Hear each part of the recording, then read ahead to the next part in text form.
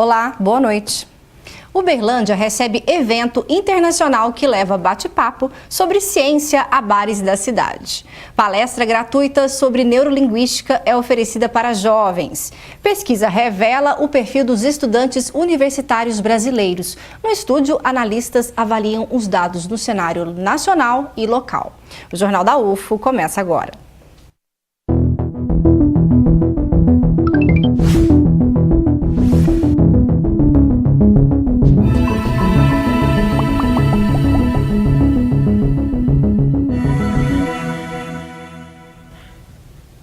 Uberlândia cedia o Pint of Science, evento de divulgação científica que tem como propósito discutir ciência em um ambiente descontraído. Confira como foi o primeiro dia deste encontro, que termina hoje, mas ainda dá tempo de você participar.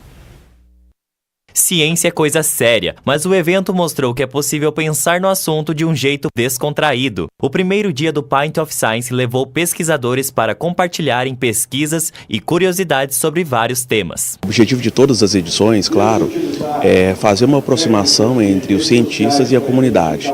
Porque por muito tempo a gente percebeu que existia um certo distanciamento e esse distanciamento provocou algumas distorções, distorções da percepção que o público tinha do cientista, e isso gera uma série de outras situações. E os cientistas sentiram a necessidade de fazer essa aproximação com a comunidade e explicar os seus trabalhos, e explicar principalmente a sua importância e o quanto a ciência pode impactar a vida dessas pessoas.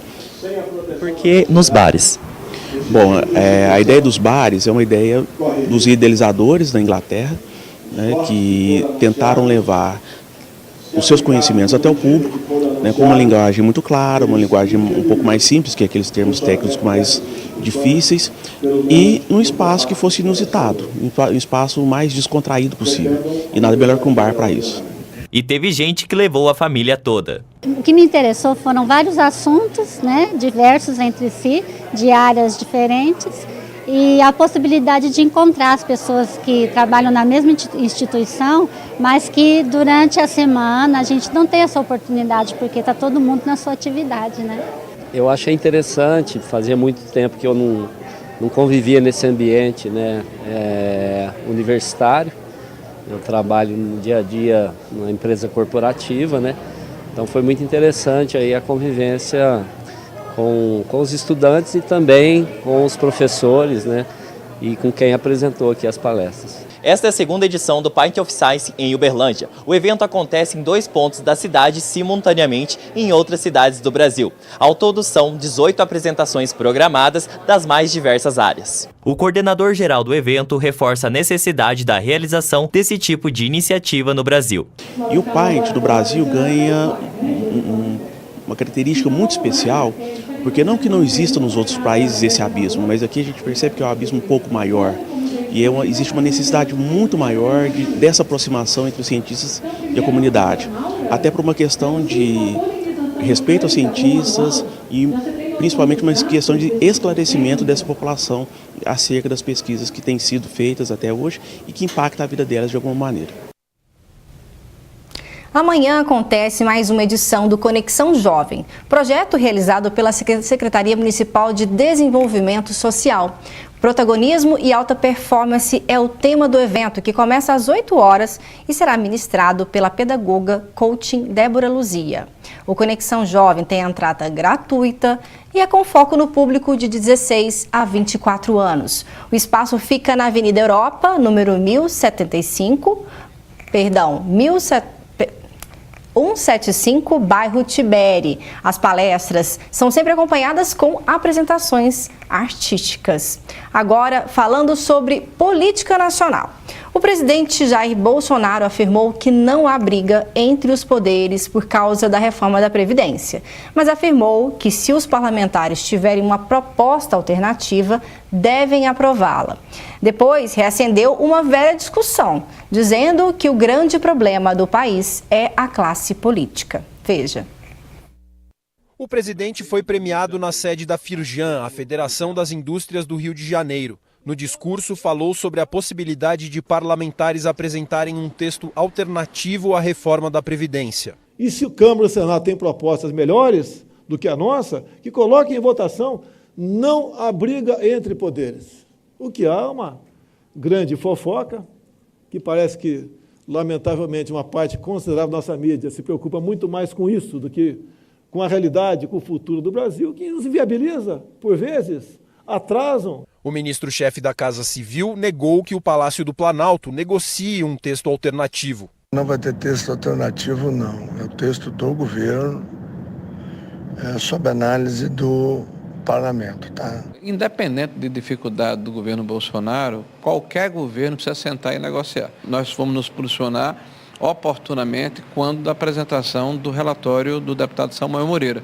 O deputado concorda que o texto deve manter a espinha dorsal de economia de 1 trilhão e 200 bilhões de reais em 10 anos. Nós perseguimos essa meta de mais de 1 trilhão porque ela é uma meta coerente, viável para o momento que o país vive, com déficit fiscal. Jair Bolsonaro também questionou a intenção de alguns parlamentares. O que eu mais quero é conversar. Agora, eu sei que tem gente que não é apenas conversar. Cada vez que a gente toca o dedo numa ferida, um exército de pessoas influentes se voltam contra mim. É um país maravilhoso, que tem tudo para dar certo. Mas o grande problema é a nossa classe política. É um deboche a incapacidade do presidente Bolsonaro liderar uma agenda sequer de superação do desemprego e retomada do crescimento econômico do país. Agora é preciso que ele dê nome aos bois, quem quer conversar, quem quer negociar, quem quer algo em troca. No final da tarde, o governo divulgou uma série de vídeos da campanha publicitária Nova Previdência. Pode perguntar. Até meados de julho, o Planalto pretende investir 37 milhões de reais em inserções na mídia tradicional e também divulgar nas redes sociais o que a população precisa saber sobre as mudanças na aposentadoria. Todo mundo vai participar mesmo? Vai sim, inclusive políticos, servidores públicos e militares. Nova Previdência é para todos, é melhor para o Brasil. Depois de 4 anos, uma pesquisa sobre o perfil socioeconômico do universitário foi realizada em mais de 60 universidades do país. A UFA apresentou crescimento em vários quesitos. Veja na reportagem de Júnior Caritel e imagens de Raimundo Nascimento. O início da faculdade não foi nada fácil para Priciele. Hoje, quase finalizando o curso de Letras Espanhol, ela lembra o que já passou. Eu sou a primeira da minha família a ingressar no ensino superior, seja privado ou federal. Então eu não tinha muita ideia do que me esperava aqui em Uberlândia. Mas e os meus pais, eles não tinham condições de pagar o aluguel do mínimo, né, a alimentação. Então teve todo um jogo de cintura inicialmente para eu conseguir ficar aqui. Algumas pessoas duvidaram de que eu ia continuar aqui, mas eu estou no meu último ano de faculdade. E foi graças ao auxílio moradia e ao auxílio alimentação que eu consegui ficar aqui, efetivamente consegui cumprir com as minhas obrigações na graduação e participar de projetos de extensão como o PIBID, agora o PET. O perfil de Priciele é semelhante como o de muitos outros estudantes universitários que precisam estudar e trabalhar para conseguir se manter. Desde 2014, uma pesquisa que analisa o perfil social, econômico e cultural dos estudantes de universidades e alguns centros federais não era feita. Em 2018, a Andifes fez a 5ª versão e os resultados surpreenderam. Um dado que chamou a atenção foi o percentual de estudantes negros e pardos. Em 2014, era de 47,6%. Já em 2018, esse número passou para 51,2%. O coordenador de ações afirmativas do Núcleo de Estudos Afro-Brasileiro, o NEAB, explica ao que se deve esse crescimento. É uma notícia muito positiva, né? A gente tem que reconhecer, e isso se deve majoritariamente pela política de ações afirmativas, né? Que, institucionalizada em 2012 para a Lei 2.711, ela vem abrindo as portas para que pretos, pardos e indígenas possam ingressar no universo universitário e fazer parte do mundo acadêmico. Outro fator que Regis destaca é a inclusão de pessoas na universidade por meio de cotas. Recentemente, denúncias de alunos que não se enquadram no perfil surgiram, mas o coordenador ressalta que essas acusações não interferem nos resultados da pesquisa. Hoje a gente sabe que muitos dos estudantes que usufruíram das cotas dos pretos, pardos e indígenas não se encaixavam nesses grupos étnicos, né? Então, seja por um não entendimento, não reconhecimento étnico, ou às vezes, infelizmente, até por má fé, muitos ingressaram por meio das cotas como uma forma de atalho. Mas hoje isso já começa a ser revisto, né? A gente vê nos cursos de graduação, o estudante hoje ele já passa por uma comissão, né, que vai averiguar se ele é realmente alvo da política de ações afirmativas, e por ingressantes anterior a 2017, quando não se tinha essa avaliação, a gente tem aí os canais de denúncia que vêm recebendo várias denúncias para fazer com que essas políticas elas sejam realmente usufruídas por quem é de direito. Leonardo Barbosa, professor do Instituto de Ciências Sociais da UFO, é um dos pesquisadores responsáveis pelo estudo e ressalta que é possível observar um novo perfil dos universitários. Ela tem um conteúdo de achados muito importantes, mas eu acho que dois são os mais relevantes. O primeiro deles diz respeito ao nível de renda. Hoje é possível dizer que aquele perfil de estudante que é atendido por assistência estudantil, por políticas de restaurante universitário, moradia, transporte, apoio pedagógico, hoje ele é um público atendido se tiver um perfil de renda de até um salário mínimo e meio. Esse público, ele hoje soma 70,2% do público estudantil nas universidades. Então, é um público majoritário, né? Ele é mais de 2/3 da Universidade Pública Federal Brasileira. Se nós olharmos só o recorte de um salário mínimo e usarmos como critério de definição dessa população, a gente chega a 52%. Então, 52% dos estudantes das universidades federais vivem com até um salário mínimo e meio. Até um salário mínimo. Se nós olharmos só meio salário mínimo, né, de 0 a meio, 26% dos estudantes das universidades. Algumas políticas públicas foram essenciais para a inclusão desses alunos. Olha, sem dúvida a política de cotas ela é a grande responsável. Nós podemos dizer também que tivemos processo de expansão via Reúne, nós tivemos o Enem Sisu, que permitiu mobilidade espacial dos estudantes, tivemos uma política como o PNAES, que é o Programa Nacional de Assistência Estudantil, tudo isso deu um suporte muito importante para a mudança do perfil. Mas o marco histórico, né, é muito claro, é 2013. Então, de 2013 para cá, o primeiro ano de implementação da política de cotas, o perfil mudou radicalmente. E tem mudado, né? Os nossos dados ainda permitem dizer que existe um movimento, uma tendência, que deve se confirmar, se aprofundar ainda nas próximas pesquisas. Então, a política de cotas, é possível que se diga, ela é a principal responsável pela mudança do perfil dos estudantes das universidades federais. Inclusão que foi importante para a Priciele, que falamos no começo desta reportagem, e que espera um futuro próspero depois de encerrar a graduação. Para o futuro, eu acredito que eu pretendo mestrado, pretendo doutorado, seguir na carreira de ser professora, que é o que eu realmente gosto de fazer, tanto seja universitária ou na escola pública. Então, é seguir fazendo micro-revoluções e continuar, no meu caso, que é espanhol, lutar por políticas linguísticas no nosso país, que dentro de tudo isso que a gente já está lutando, né, que é o básico. Para analisar o perfil dos estudantes das universidades federais do país, recebemos hoje a professora Patrícia Trópia, do Instituto de Ciências Sociais da UFO. Boa noite, professora. Boa noite. Tudo bem? E também a Elaine Saraiva, que é pró-reitora da assistência estudantil também da UFO. Boa noite, Elaine. Boa noite. Boa noite. Uma honra recebê-las duas. E gostaria de começar primeiro com a professora Patrícia, porque você participou diretamente desse trabalho de pesquisa. Então, explique para nós como que foi feito esse processo, né, de colher os dados e depois a importância de termos esses dados, entendermos a realidade dos estudantes brasileiros. Pois bem, a Universidade Federal de Uberlândia ela foi responsável pela realização da pesquisa. Nós começamos a coleta de dados em fevereiro, fomos até junho, envolvendo 63 universidades federais e 2 Cefetes, com um horizonte de mais de 1 milhão de estudantes.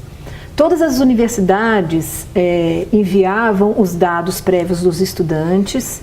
A Universidade Federal de Uberlândia criou um sistema computacional que hospedava o questionário, que recebia essa massa de dados, e cada estudante das universidades federais que era convidado, era estimulado a participar, ele entrava com seu CPF, indicava a sua universidade e passava a responder o questionário.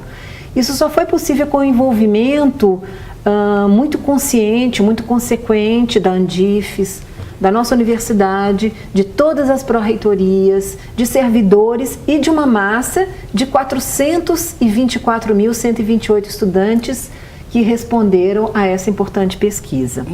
Ela é importante porque seguramente a 5ª pesquisa de perfil socioeconômico cultural é o principal e mais robusto conjunto de dados existente hoje no país acerca dos estudantes de graduação dos cursos presenciais.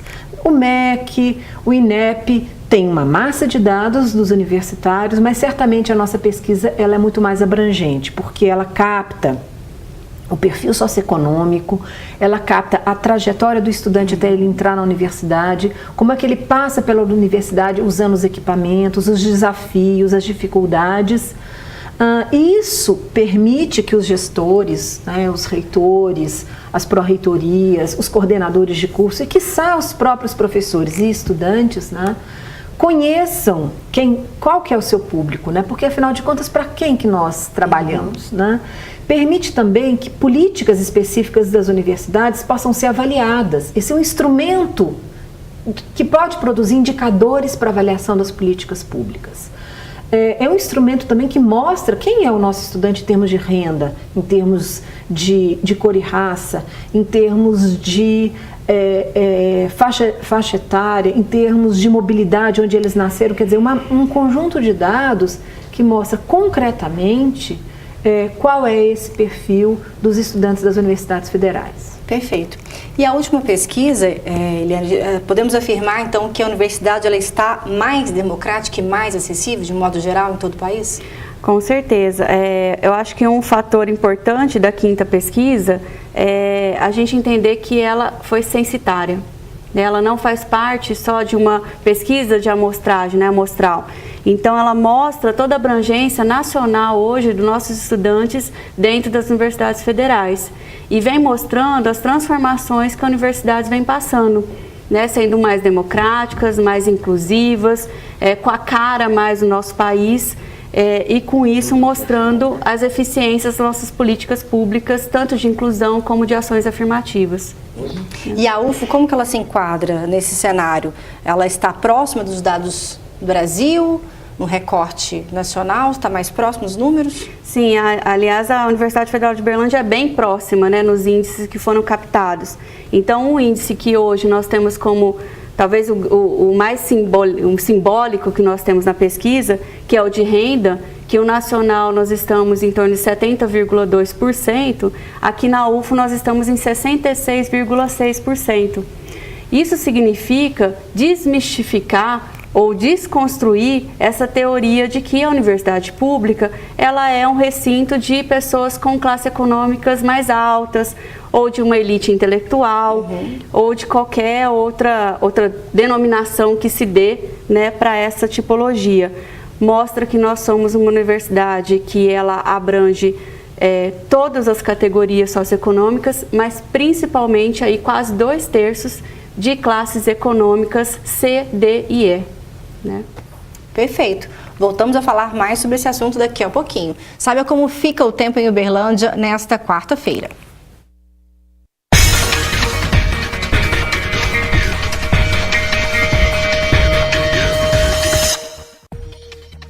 Céu parcialmente nublado em Uberlândia nesta quarta-feira. Os termômetros podem marcar temperatura mínima de 18 graus e máxima de 26. O sol aparece entre nuvens em Monte Carmelo. Não tem previsão de chuva. As temperaturas ficam entre 17 e 28 graus. Dia nublado também em Patos de Minas. A temperatura mínima prevista é de 18 graus e a máxima não deve passar de 26 graus. Quem mora em Ituiutaba pode se preparar para um dia quente. A temperatura mínima fica em 17 graus e a máxima 31. Dia nublado também em Araxá. Nesta quarta-feira, as temperaturas variam entre 17 e 28 graus. No próximo bloco tem o quadro Mercado de Trabalho. Não vai perder, a gente volta já.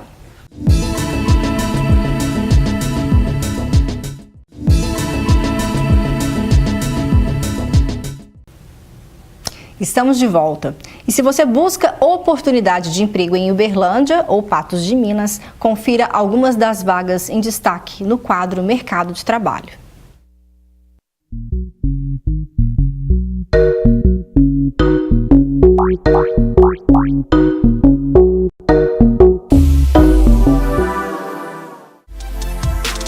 A CDL de Uberlândia está com 50 vagas de emprego e estágio disponíveis. Confira algumas.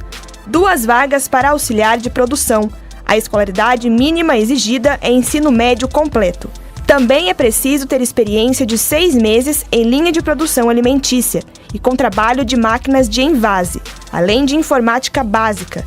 O salário é de R$ 1.051. Oportunidade para vendedor externo. São 10 vagas para o segmento de telecomunicação e o candidato precisa ter ensino médio completo. A remuneração é de R$ 1.126, mais vale alimentação, transporte, seguro de vida e outros incentivos. Uma vaga para consultor de vendas imobiliário. É necessário ter completado o ensino médio e ter conhecimentos básicos de informática. Remuneração a partir de R$ 2.000, mais plano de carreira e condições de comissionamento. Já em Patos de Minas, a CDL disponibiliza mais de 50 vagas de emprego. Uma delas é para agente publicitário. É preciso ter ensino médio completo e conhecimento em comunicação digital. Salário a combinar, mais comissão. Oportunidade para consultor comercial. A escolaridade mínima para concorrer à vaga é ensino superior incompleto. Desejável experiência na área da educação e ter habilitação categoria A ou B e veículo próprio. Remuneração de R$ 1.000, comissões, ajuda de custo e auxílio educação. Se você se interessou por alguma destas vagas e quer saber de outras oportunidades, é só entrar no site da CDL de Uberlândia e no site da CDL de Patos de Minas.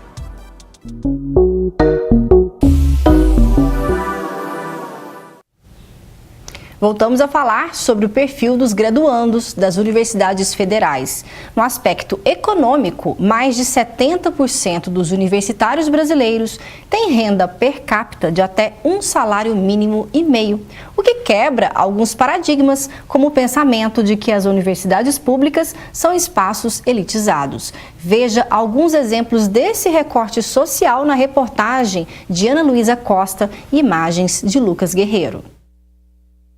Se para muitos o mais difícil foi conseguir uma vaga no curso dos sonhos, para outros o maior desafio da universidade é a permanência. O Anderson é estudante de administração e quase desistiu da graduação por causa das dificuldades financeiras. Eu entrei na UF em 2016, eu não tinha consciência dessas bolsas, então assim que eu entrei já foi um choque. Eu ainda trabalhava, entrei no curso integral, então rapidamente eu percebi que financeiramente não ia ser viável eu continuar. Assim que eu fui dando indícios da minha desistência, eu pude contar com o suporte de alguns amigos, até de períodos da frente, de uma galera que já conhecia como é que funcionava a universidade, e eles me falaram da existência dessas bolsas. Isso próximo ao segundo semestre. Então, no primeiro semestre, eu já comecei, ali no final do primeiro semestre, eu comecei a pesquisar, entender como é que funcionava e tive acesso ao edital. E aí eu comecei a me organizar já com relação à burocracia para fazer a solicitação no segundo semestre. Para garantir a permanência de estudantes de baixa renda, existe o Plano Nacional de Assistência Estudantil, o PNAES, que desenvolve ações e oferece bolsas aos graduandos das instituições federais. A UFO abre um edital semestral, onde os alunos podem solicitar vaga na moradia estudantil, bolsa moradia no valor de R$ 400, bolsa alimentação, que dá acesso aos restaurantes universitários, bolsa transporte urbano e intermunicipal, bolsa creche, bolsa acessibilidade, bolsa para mobilidade nacional e internacional e bolsa instrumental odontológico. Os auxílios que o estudante vai receber varia de acordo com a realidade dele. Então, o estudante que vem de uma outra cidade para morar em Uberlândia, ele pode receber a bolsa moradia ou ocupar a vaga na moradia estudantil. Então, isso varia de acordo com a realidade do estudante. O estudante que mora perto não tem acesso ao transporte urbano, mas o estudante que mora numa distância maior tem acesso ao transporte urbano. Todos os auxílios são mediante edital. Hoje, a gente trabalha com 7 indicadores, que é a procedência escolar do estudante. Então, a gente leva em consideração se ele veio de escola pública, de escola privada.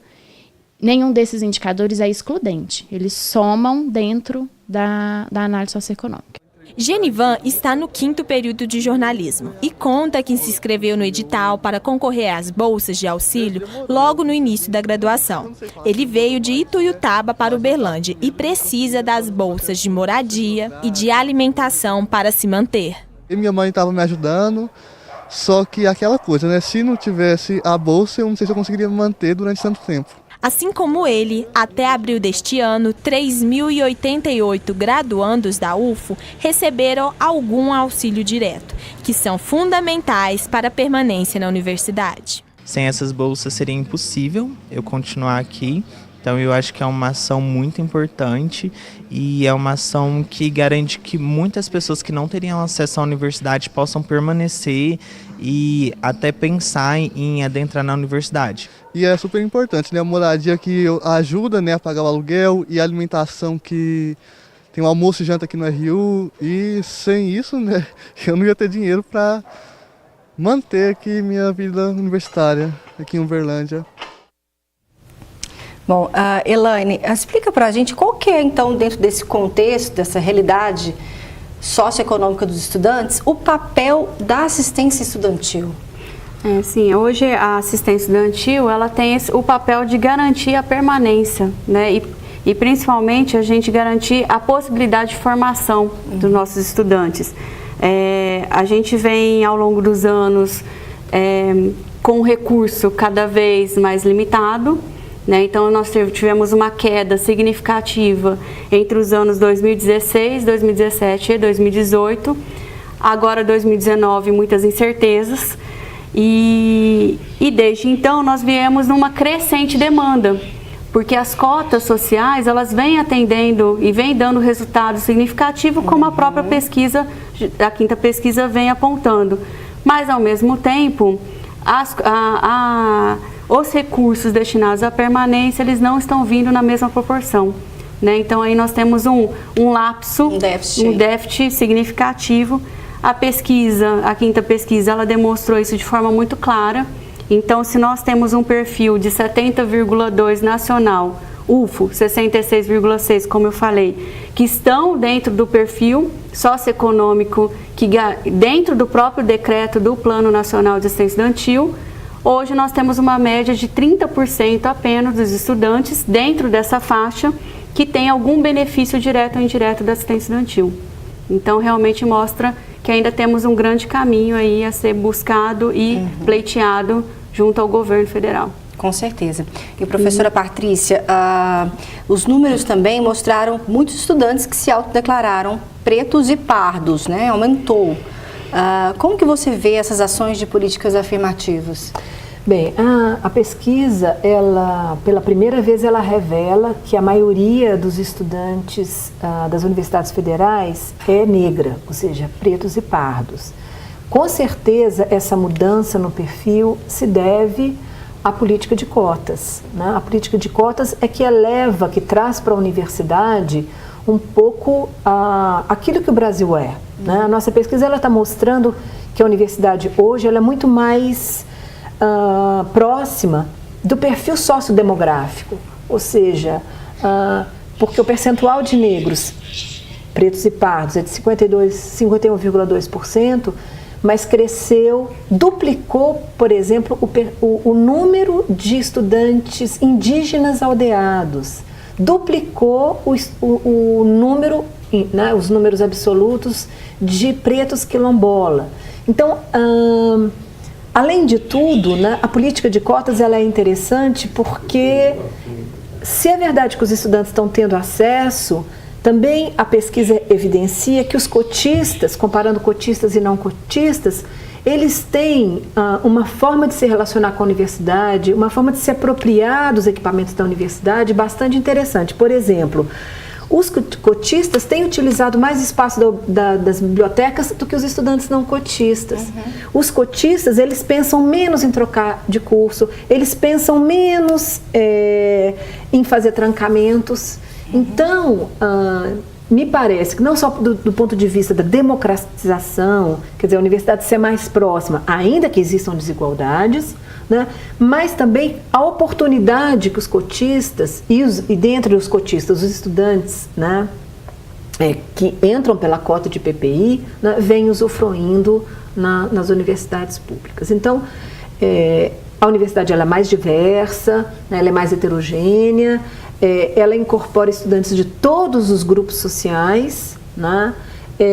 E ela também vem sendo essa oportunidade na vida de uma série de jovens que, se não tivesse a universidade pública, não estariam, né, cursando o ensino superior, que eles agarram, que eles se apropriam, né, dessa oportunidade de forma muito consistente. Excelente. Bom, a pesquisa é ampla, são números importantíssimos, como a questão do ensino médio, alunos vindos do ensino médio de escola pública ou particular, né, revela também que a grande maioria, não só na UF, mas como no Brasil, são de escolas públicas.